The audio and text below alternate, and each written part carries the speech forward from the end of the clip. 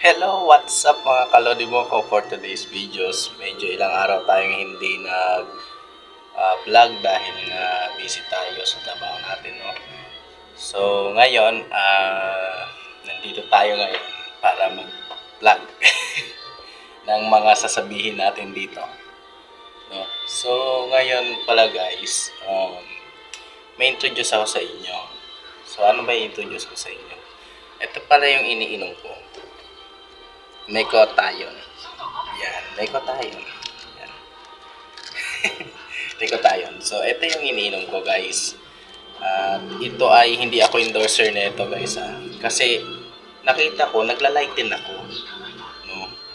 Ang kinagandahan dito, ano siya, 2 days ko palang naiinom, parang may pagbabago na sa balat ko, guys. Ito siya.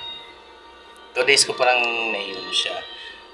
Ang inom ko kasi nito, before sleep at saka morning bago mag-lunch or mag-breakfast, ganon. So, iniinom ko to. Maganda siya, guys.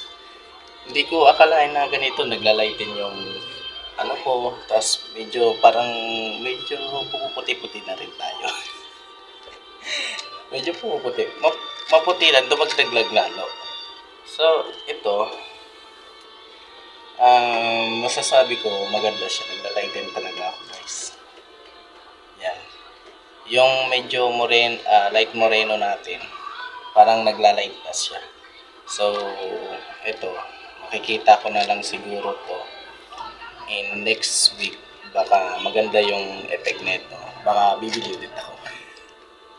Maganda siya, guys. Promise. Kasi ito yung napanood ko dun sa kay Tatay Romeo, Tatay Ron sa Korean vlog niya, no. Kasi doon siya nagtatrabaho. Nakita ko ito iniinom niya. So na-encourage ako kung bakit din ako bumili nito. No, itong Necotayon. So ito maganda siya. 60 capsule food supplement. Tapos nakalagay dito ano siya, ISO 22000. ISO 22000 siya, made in Japan. Tapos GMP.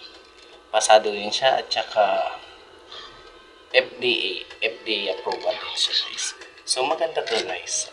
Worth of 550 pesos ko siya nabili. So meron na siyang 60 pieces of capsules. So maganda to, guys. So, abang-abang na lang sa next vlog ko kung ano nang itsura natin.